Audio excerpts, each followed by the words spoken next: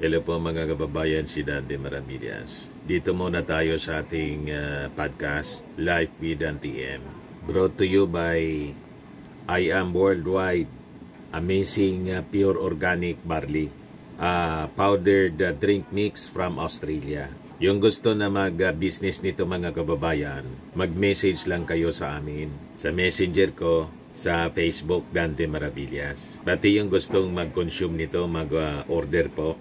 O ngayon, pag-usapan natin itong kakaibang kwento.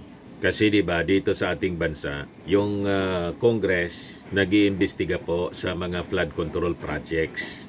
Kasi matindi yung mga na-experience nating flooding dito sa ating bansa. Ngayon, gusto ko itong i-share sa inyo na kwento galing po sa galing sa China in Taiwan. Kasi ngayon po, hindi lang yung Taiwan, pati yung India po.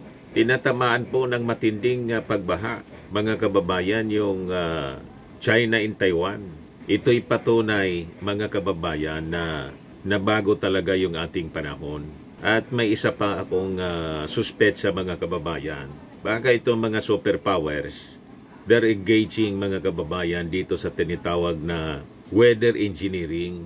Ano yan, Mr. Maravillas, na weather engineering? Weather manipulation po. Kasi yung ating panahon, mga kababayan, yung ating weather system, pwede na siyang imanipula. Di ba may cloud seeding technology po tayo? Noon pang panahon, alam na natin yan, cloud seeding technology. Nung maliit pa tayo, naririnig na natin kasi tinatamaan tayo ng drought. So nakadevelop na sila ng mas modern technology para ma-manipulate po yung weather condition dahil sa pagtamaan ng mga drought sa iba-ibang parte ng ating mundo. Gusto nilang umulan, napasobra. Yung paggawa, mga kababayan, ng ulan, sumobra yata. So possibly ganon ang nangyayari ngayon, mga kababayan. Tingnan ninyo itong matinding pagbaha sa China in Taiwan. Yan matindi po. Ngayon lang ito.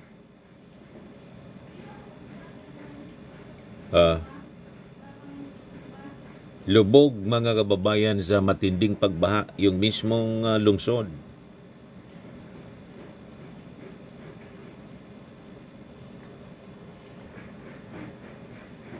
Yan ganyan ang sitwasyon. Sabi dyan sa balita, massive flooding reported in various cities in countries in Guangdong province in southern China due to the monsoon that is affecting most of the southern half of China. More than 200 millimeter reported in various stations in Guangdong, causing areas to be submerged under flood. Rains fell overnight from August 4 to 5, 2025. Commuters were stranded. A lot of vehicles were also fully submerged in underwater due to high level of floods. Floodwaters have entered some homes and buildings. This event has also caused flooding in Hong Kong. So sabi ng ating Pangulong Bongbong Marcos, epekto ito ng climate change. Yung dito sa atin. In climate change, buong mundo nangyayari. Pero may ibang theory tayo, mga kababayan. This could be the result, mga kababayan, of weather manipulation. Baka ngayon pa lang ninyo ito narinig. Manibago kayo sa aking kwento ngayon, mga kababayan. But weather manipulation, weather engineering, or geoengineering, mga kababayan, matagal na siya pong ginagawa. Hindi lang masyado napag-uusapan sa mainstream media. But this time, sa Amerika, napapag-usapan ito. In fact, may mga batas na pinapasa yung ibang mga estado sa Amerika para ipagbawal ang weather manipulation. Kasi nga po, nagre-result sa mga flash floods. Gusto nilang malabanan yung drought. Kailan po ang consequences naman, matinding pag-ulan dahil sa pagmamanipula ng weather system. So may technology na po tayo noon pang panahon. Mamaya i-replay ko sa inyo yung documentary tungkol po sa weather engineering para unti-unti ma-appreciate ninyo ang kwentong ito kasi usually ang mga kwentong ganito, mga kababayan, is classified as conspiracy theory. Pero sabi ko nga sa inyo, sa mga previous na vlogs natin, discussing the topics about the New World Order, yung conspiracy, sa totoo lang, is close to truth. Yan ang katotohanan yan, mga kababayan. And this is reality right now. It is now a reality. Para hindi na po kayo magtaka, mga kababayan, kung bakit ganito. And most of the time, biniblame natin yung mga flood control system natin dito sa ating bansa. Pero talaga naman, dapat maimbestigan yun ng Congress. Kasi may mga flood control projects na ghost, hindi man talaga in-implement. Ninakaw na yung pera ng mga politiko, kasabwat mga kababayan siyempre, yung mga taga-DPWH. Kaya siya, iniimbestigahan ng Congress ngayon. So dito yan sa Pilipinas. Pero nakikita natin, iba-ibang bansa ang tinatamaan po ng flash floods. Na kung titingnan natin, maayos naman po yung kanilang flood control system. Malalaki naman yung kanilang mga estero na ginawa, mga kanal sa kalsada, at yung kanilang mga communities, malinis po, wala man mga basura. Yung kanilang kabundukan, halimbawa sa China at saka sa Taiwan, maigpit doon mga kababayan. Hindi ka pwede na basta puputol ng mga kahoy sa mga bundok. But despite that, tinatamaan pa rin ngayon ng mga matitinding flooding. So talagang kaduda-duda, tingnan ninyo to. Matindi.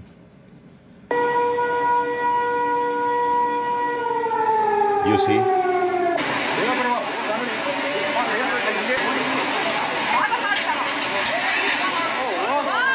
Yan. Nangyayari siya ngayon, mga kababayan, mismo. Matinding flooding. Yan o. Chaos in Taiwan. 80,000 plus homes affected as deadly floods turn streets into river. Yan o. Matindi po, mga kababayan. Napakalakas ng tubig baha. The city has been overwhelmed by extreme weather events, triggering widespread flooding and power outages. Within hours, streets were submerged and transportation ground to a halt as water rose above knee level in parts of the city. The historic Lukang Township, often bustling with tourists and temple-goers, saw one of its worst flooding First in 100 years daw ito na mangyari sa kanila. First time na mangyari. In 100 years. Ganun kalala. Ganun katindi. So talagang nakakaduda na mga kababayan na nangyayari ngayon. It could be, Kumusta? It could be, mga kababayan, weather manipulation ang nangyayari ngayon. Yan po. North near the Great Wall, with at least 28 deaths reported in the district of Miyun and 2 in Malala po. Yanqing. I've From lived here Wuyon. for over 20 years. My son's 21 now. I've never seen anything like this. It's never flooded here before. This is the first time. I don't know if it was the rain. First or what time in caused it. 100 years. Emergency rescue efforts have been underway across northern Beijing. Authorities have mobilized armed police, firefighters and drones to reach stranded residents and deliver critical supplies. And in the same region, a landslide triggered by intense rainfall crashed into a 2-story auto repair shop.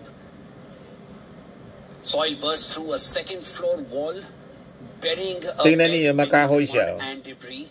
Heavy rains began a week ago and peaked around Malinis yung Beijing and lugar its nila, surrounding hindi provinces, tulad sa with atin. Miyun Tambak yung mga basura. 573.5 Pero just the same, meters. overwhelmed sila ng Now, on flood behalf of the water. Communist Party, Chinese Vice Premier Zhang Guoqing Kapon lang ito, visited mga flood-affected kababayan. people in northeastern Beijing's 2 Miyun. days ago. He also provided guidance for flood relief efforts. Other hard-hit areas include Hujaru in the north and Fangshan in the southwest. The intense rainfall has caused widespread power outages, leaving over 130 Pati po sa villages India, without electricity kung saan and nandun yung forcing ating dozens Pangulong of Bongbong road Marcos. closures. In some May areas, areas residents na watched tinamaan ng helplessly flash as floods. floodwaters Ipakita swept ko away po sa inyo. vehicles. President Xi Jinping has urged authorities to prepare for the worst-case scenarios and expedite evacuations. Emergency teams are working round the clock to locate missing persons and prevent further casualties. Kaya yung mga biniblame yung ating Pangulong Bongbong Marcos, baseless po. Kakaiba na talaga yung ating panahon. And it could be torrential rains triggered severe flooding in Guizhou province over the past a result of week. weather manipulation Thousands of by residents are superpowers. returning to their homes, and emergency crews are racing against time to restore normalcy.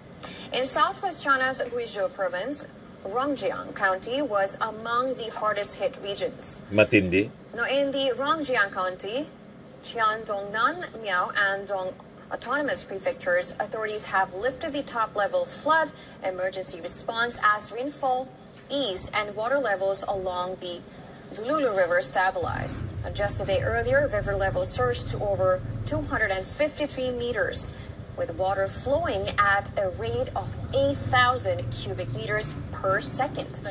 Armed police 8,000 and cubic militia meters per forces second. moved swiftly, evacuating more than Yung bagsak mga kababayan ng 41,000 residents ulan. to safety, with waters Matindi. receding.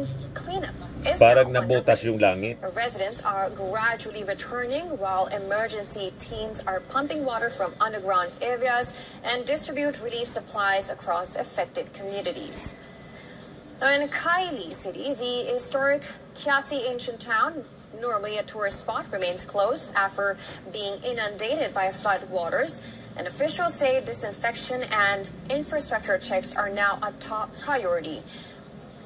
Tanjai County saw riverside villages overrun by flash floods, and emergency supplies, including beds, generators, and daily essentials, arrived to support Hindi lang dito displaced sa atin families. po. Kaya talagang Leshan dapat County, pagandaan the natin ang mga ganitong Nanjiang uri River ng overflowed on Saturday morning, emergency. damaging buildings in low-lying areas. While levels have since started to drop, water authorities are reinforcing flood defenses and monitoring conditions closely. Now, upstream in Sandu County, over 2,700 people were forced to evacuate after nearly 200 millimeters of rainfall hit the area overnight. The cleanup began as waters receded. Napakalalakas yung pagbagsak ng ulan. Rain in the forecast, local authorities remain on Ipakita high ko alert, sa inyo mamaya yung determined to video protect na kuha lives, sa India. support recovery and rebuild stronger. Matindi po, nakakatakot, parang dilubyo na.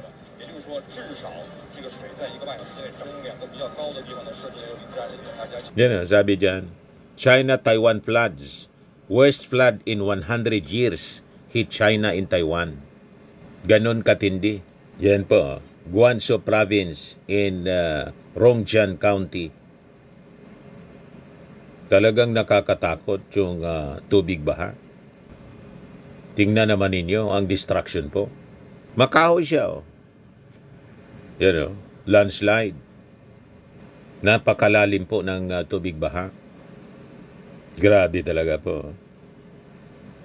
O ngayon, ito yung kagimbal-gimbal na flash floods din po sa India. Report po ito ng Al Jazeera, mga kababayan.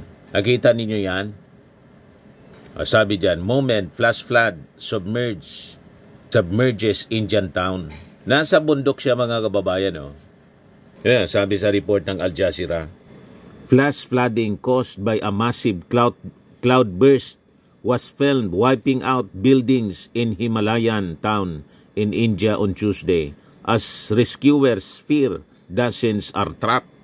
Cloud burst, madaling sabi, yung makapal na cloud sa kalangitan, maitim na cloud, biglang nagburst, biglang parang sumabog, kaya nga cloud burst. Parang dam, mga kababayan, sky dam, na punong-puno ng tubig.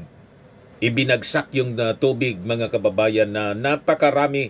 Kaya makikita ninyo kung paano mabilis, mga kababayan, na umapaw yung ilog po doon sa kanila.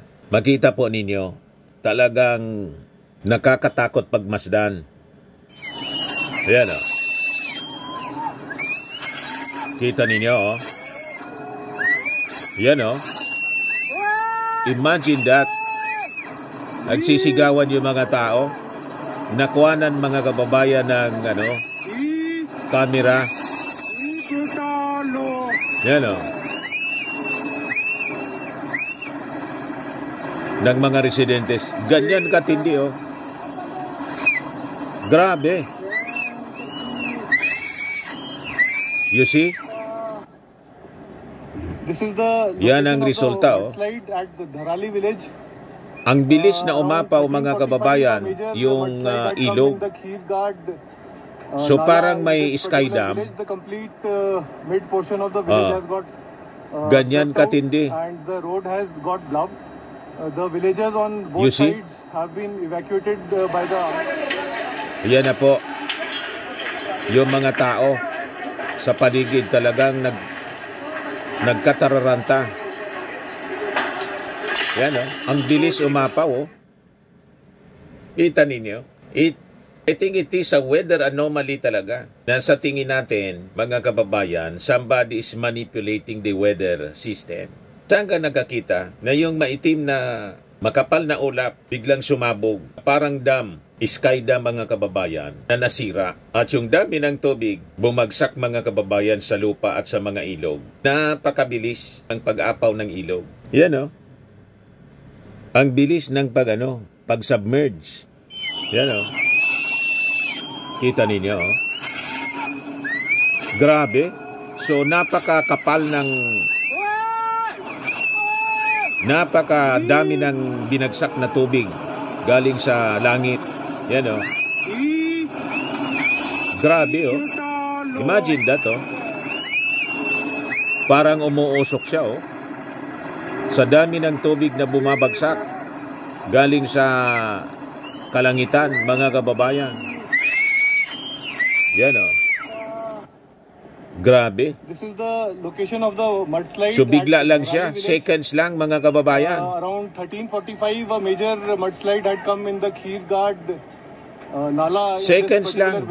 Ang bilis, oh. Mid portion of the village has got swept out and You the see? road has got blocked. The villagers on both Matindi sides yung have been devastation po. evacuated by the Yan, oh.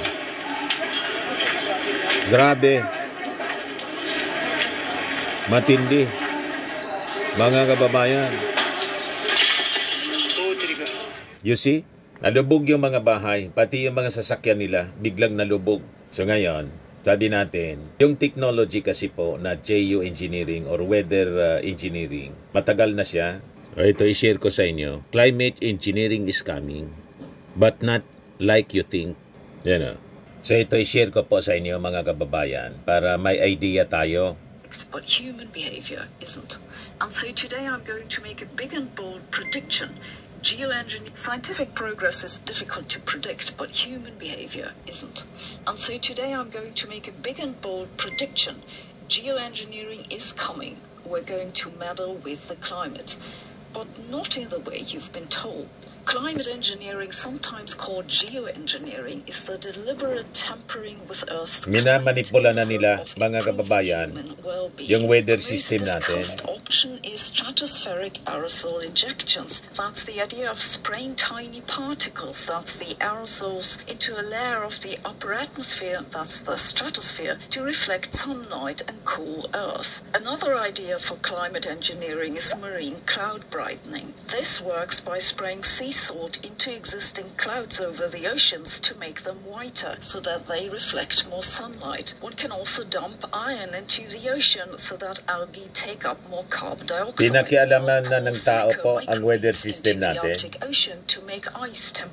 Kaya ang consequences masama para sa atin. In the Arctic to thicken ice layers. What these methods have in common is that they're inexpensive and don't require many actors. The costs to stop further warming with stratospheric aerosol injections, for example, has been estimated to be just about $30 billion per year. That's maybe not your idea of cheap, but it's basically nothing compared to tens of trillions that the energy transition will take up. These measures have been hugely controversial, primarily because they do nothing about the root problem, which is the increase of atmospheric carbon dioxide.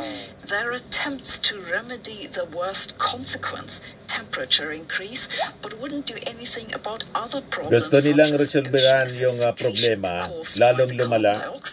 they're likely to change global rainfall patterns, probably because really we don't know. Attempts to scientifically study the consequences have been shut down by environmental activists repeatedly. In March last year, Harvard University was forced to discontinue an experiment to test stratospheric aerosol injections. In May, Washington University had to in-eksperimento nila. Gusto nilang kontrolin yung weather system allegedly due to health and environmental concerns. para solusyonan yung drought, tag-init, lalong nagka-problema tayo. From Mexico triggered the Mexican government to ban all geoengineering. Most countries, however, have no laws on geoengineering, and at a meeting last year, the UN didn't come to any resolution on what to do about it. The UK government recently put money into further studies. Most of the attention has gone to stratospheric aerosol injections because that'd be a global solution. But I think this isn't how things will go. First of all, I don't know about you, but personally I think $30 billion a year is still a lot of money.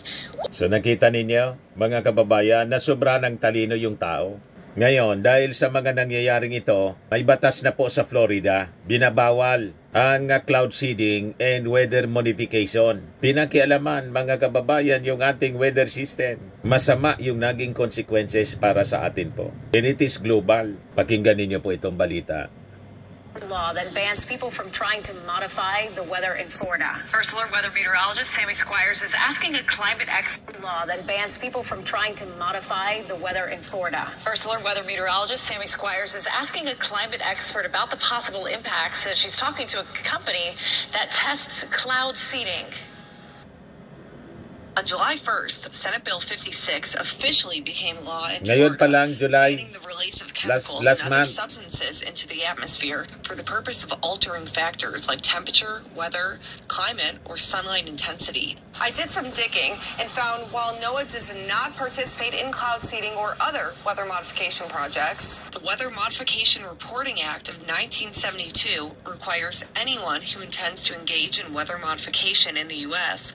to provide a report to NOAA at least 10 days prior to the activity. I looked through their database and found Rainmaker Technology Corporation, who in January filed a precipitation enhancement project on the Gulf coastline. We fly drones into clouds to disperse material that induces precipitation, to mitigate drought, wildfire risk, enhance water supply for farms, utilities, and governments. Augustus Dorico is the CEO of Rainmaker. He tells me while they don't have an operational program in Florida, his goal is to regulate and safely increase water supply at the discretion of the state and potential customers like farms. I just care about our country having Gusto the nilang best technology for its solusyonan po yung agriculture, drought. for its industry, and cloud Na seeding sobrahan as po, of the flash last floods few ngayon years, because we've proven ang that it works. nangyayari. I listened to Dorico explain while many are concerned about flooding from man-made rain, it only Man-made produces rain. up to a few centimeters of rain, which would be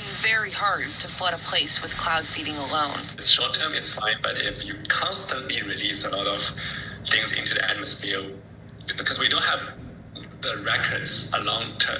Pati bagyo, kaya nang gawin nila.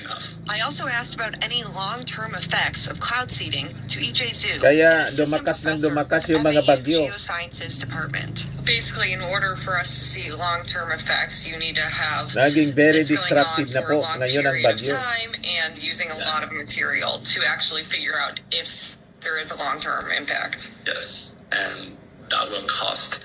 If we realize that it's a negative impact, then it's too late to stop. That means it's already been there for a long-term period.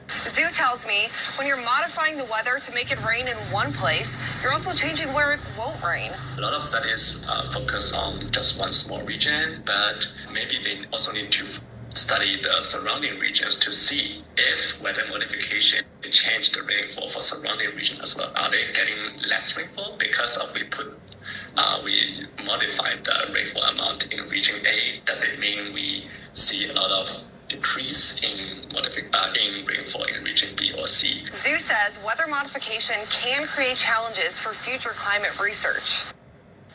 So interesting, and we're saying it's incredible. It's been around for decades, but I think it's still something a lot of people don't know a lot about that we're still learning about. So exactly how does cloud seeding work, Sammy?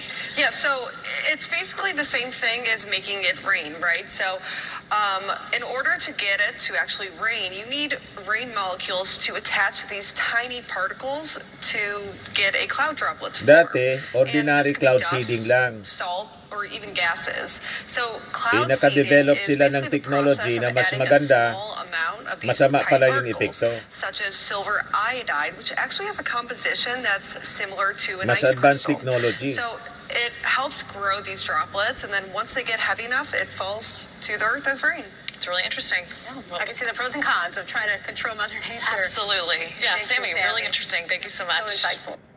So malamang, yung mga bagyo na tumatama dito sa atin, sunod-sunod na po, kakaiba na siya. O di ba nung isang taon na lumubog yung maraming province natin dito, cities dito sa Pilipinas. Nasa isang linggo, 4 yata yon. Isang linggo, 4 na bagyo. So nagpaparada na po yung mga bagyo dito sa atin. So malamang, dahil po ito sa weather manipulation, geoengineering, consequences na ng sobrang katalinuhan ng tao, pati yung ating kalangitan, pinangialaman na po. Dati ordinary cloud seeding, alam natin yan.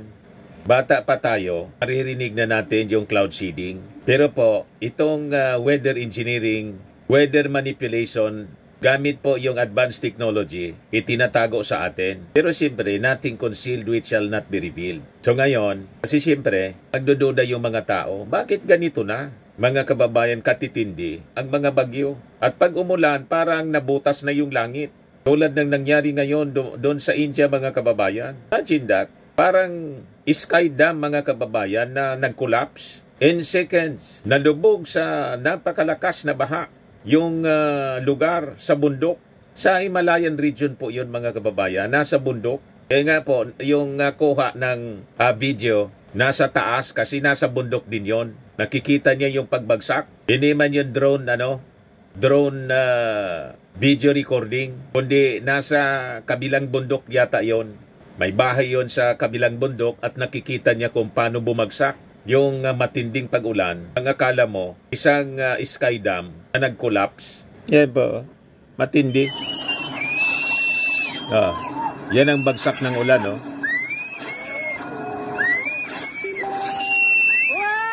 O, diba? Grabe po. Matindi. Imagine that, oh. Grabe. You see? Mga kababayan. So, abnormal po ito. Masyadong abnormal ang nangyayari po. Yan, oh. This is the location of the mudslide at the Dharali village. Ganyan katindi. 1345, a major mudslide had come in the Kheergad Nala, Gadnala. in this particular village. The complete mid portion Sa of the India. village has got swept out and the road has got blocked. The villagers on both sides Talagang have been nakakatakot, evacuated, mga kababayan. Yan, oh. Nangalubog, napakalalaking bahay ang nalubog, mga kababayan. You see? So malamang sa malamang, dahil po ito sa weather manipulation, siguro karatig bansa yung nagsagawa ng weather manipulation, siyempre yung cloud, lumilipad yung cloud, di ba? Biglang bumagsak yung rain cloud, mga kababayan, parang dam na nag-collapse. So anyway, tinir ko lang ito, mga kababayan, for your information, para aware tayo kung ano yung mga kaganapan na yung tao ngayon sumusobra na po sa katalinuhan na imbis mapabuti, napapasama yung result, consequences ng mga ginagawa sa ating mundo. Kung hindi pa po kayo nakasubscribe dito sa ating YouTube channel, click subscribe niyo po. And pag-share naman po ninyo sa mga kakilala ninyo yung ating video. Lagi nating tatandaan sa buhay po, you become what you believe. Ako po si Dante Maravillas. Bye-bye. God bless.